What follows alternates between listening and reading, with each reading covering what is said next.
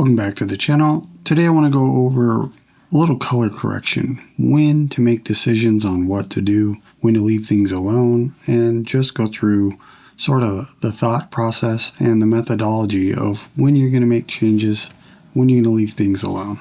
I've got some clips in the timeline here. And one thing you want to check when you're working through your media is what kind of metadata you're going to get. So if I move my camera out of the way here and we click on a clip, over in the inspector we can choose this metadata column, and right down here there's an options menu right here, and we could click camera, and if we had camera info we would receive all that info right here, and a lot of times that gives you ISO, the LUT that they used, things like that. So that would let you know what kind of LUT you could put on. That way you can have a good starting point. It looks like what they shot it with, but you're not going to get that info all the time. In fact, all these clips I have don't have any camera info. The only one that kind of gives us a little bit of info is here. It says Sony Alpha A7 Mark II in 1600 ISO S-Log2. So that lets us know, this one was shot log. But what if you got a bunch of mixed media? What if you are working with some content that you don't know what to do with it? I was going to walk you through sort of what my thought process is, and when I'm evaluating some footage, making decisions on what we're going to do with it. So we're going to hop over to the color page. This first clip here, we don't have any color correction on it, and if we play it, you can see it's a little washy. I mean, it doesn't look bad, but normally when we see something that's graded, it's more saturated, it's got more contrast.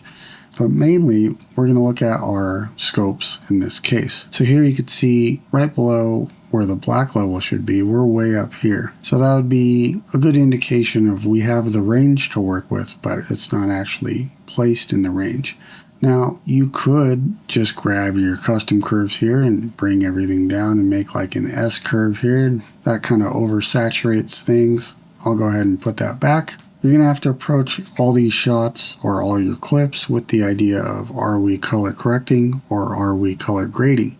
Correcting means putting it into a space that it's supposed to be or balancing it out for a good starting point. And then grading is giving it a look. So right now I want to make this shot more balanced. You can see the black levels are uneven. So I'm going to go to my offset right here and pull my reds down and just kind of get them to line up visually where everything's sort of in a line. Might raise my blues up just a hair. And now what I would do is bring my lift and bring everything down to where it's just starting to touch the baseline right here. I used to work with a pro colorist, amazing colorist, and that was one of his little tidbits of advice he gave me was float your black level. His stuff always looked amazing, and that always kind of stuck with me. So now we've just touched things down. A lot of times you'll see the image like this, where you've got some bunched up signal down here at the bottom, and there's nothing really wrong with that. You just have to look and see in the dark parts of your image, are you crushing the shadows too much, that kind of thing. So right now I'm gonna just float it like right about there. And then I'm gonna use my gain to expand our shot open a little bit, something like that. So I'm not peaking it out at 700. And as I say, there's no hard and fast rule. If you're looking for a certain type of feel or look, as long as it looks how you want it to look, really that's the only rule, because this is a creative process. Unless it's, something extreme or something's obviously wrong with it. But when you start to balance it out, you're just looking for what is pleasing. So here I'm going to kind of bring the gamma up a hair, and now if we look at this shot and I get rid of the scope, here's our before and after. So it's a little richer, a little more saturated. I think that looks pretty good. Let's go to the second shot here. Now this one is the S-Log2 shot. So I wanted to show you guys LUTs over here. So I'm going to go into the LUTs, and if we click on it, you can preview what your images will look like as long as you have a node over here. And in here, under the 3-dot menu, there's live preview. And then there's a hover scrub preview, which I have thumbnail and viewer. So now, if we were to scrub over one of these LUTs, since this is a Sony, I'll click on Sony, and I'll hover over this LUT, and now you can see our image changes and our scope changes, and we could see what this LUT's going to do to the image. Now, so I don't get any commenters here, I do want to say in my project settings under my color management, I have color science DaVinci RGB, and my timeline color space is 709 scene because that's typically what I am rendering out. And output color space is going to be the same. That's how I keep my settings pretty much 99% of the time. So that's sort of what this 709 conversion is going to do. And now we can see the preview on what these do. Now we might like them, we might not. So we could either drag and drop the LUT over here, or we can take our clip here. You can actually right click it and go to LUT, and I could choose Sony, and I'll say S-Log Type A. And now that LUT's enabled. But I don't really like how that looks. So I'm going to reset my node and take my LUT off, no LUT. So under the clip here, I'll go back to LUT and say no LUT. Now what would I do here? Normally, I'm going to bring my scope open again. We're looking pretty balanced RGB wise as far as that goes. So I'm going to just bring this down and maybe bring the blacks. I'm looking for the shadow areas in here. I want to make sure like the sides of the building or the darker areas here aren't going to get crushed. If we go too low, you can see we can't even make out any detail through here. So we don't want that. So once again, that's why I like just kissing the black level right on the baseline. I'm going to bring the gain up, and for the gain, I'm going to watch the sky here. Let me get rid of that so we can see a little bit better. So all up through here where we have the sky going on, as I bring the gain up, I'm watching the exposure here, and same thing with the black level. If we go too far, you can see on the scope we're now peeking out up here on these lines where we've hit 700, and the sky is just blown out. Like I don't even see the clouds here. So I'll use my panel here and bring my gain down so you guys can see full screen. So here the clouds are coming back. So I might go, it might not even be like a bright day, and there's no reason to necessarily go up to 700 unless we like that look. But as long as I can see some sky back here, that's about what I'm looking for. And now we could play with the gamma. Gamma is kind of like the mid-range. So if we want a little more contrast, we can dip that down. And so that's what I think would look a little bit more natural. It's not exactly what I would go for, but I don't mind that look versus the LUT.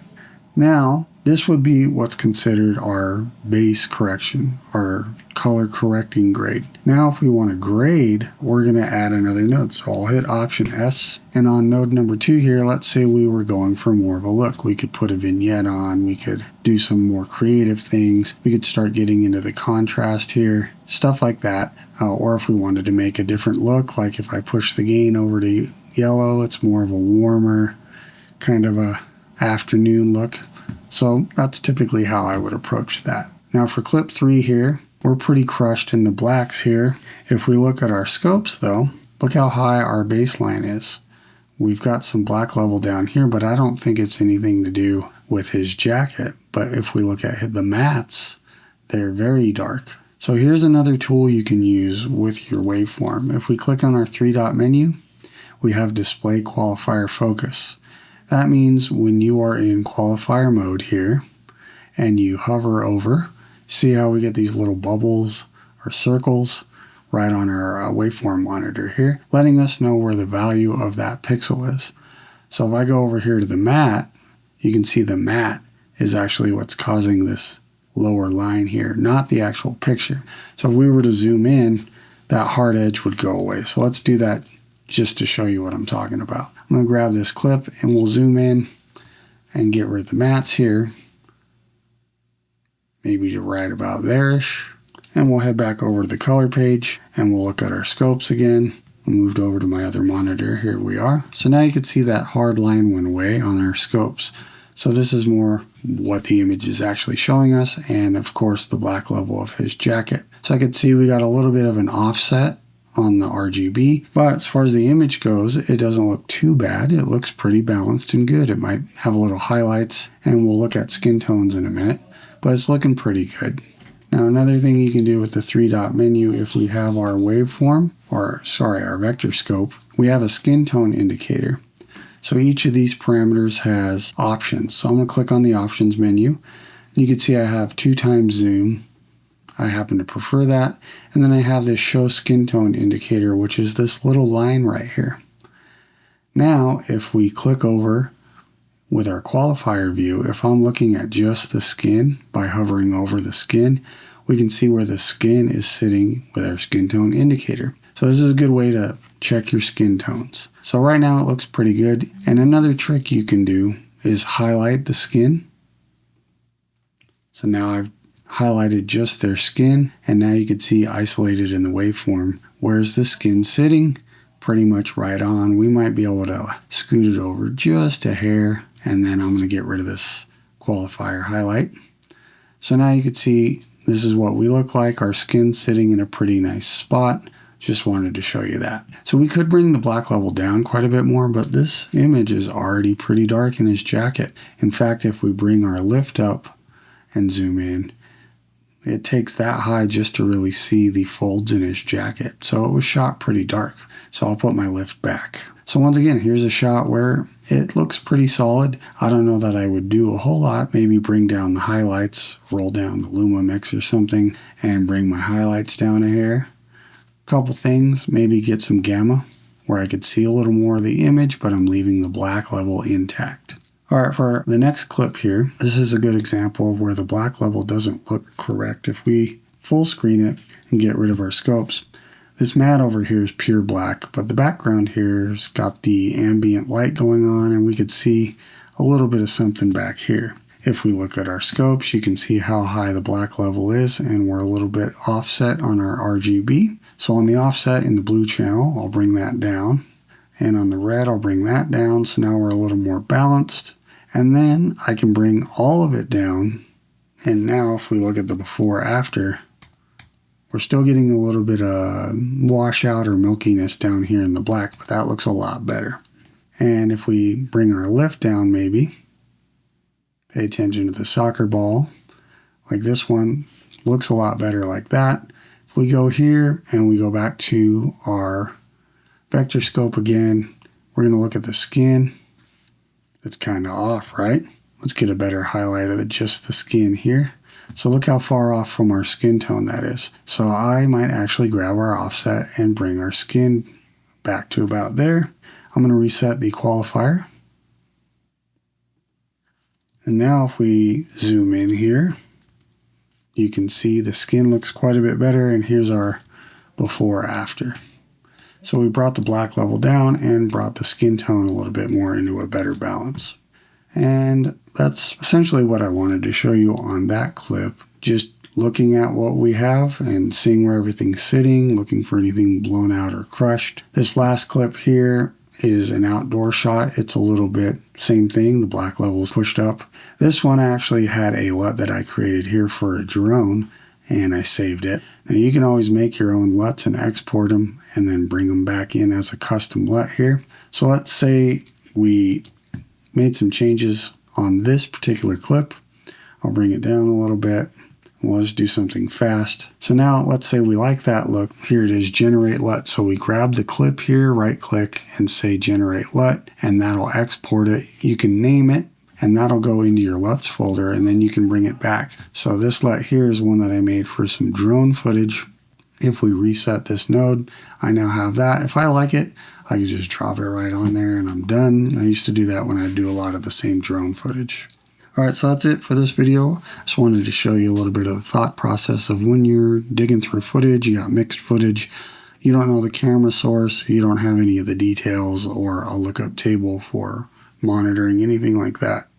So go through, make decisions on what looks good, make sure you're not crushing the blacks or overexposing the highlights, and just if it looks right and it's what you want, there's really not a lot of rules. If it looks good to you, then it is good. All right, that's it for this video. Thanks for watching. Leave a comment down below if you guys got a topic you want me to make a video on, and otherwise, I'll see you on the next one.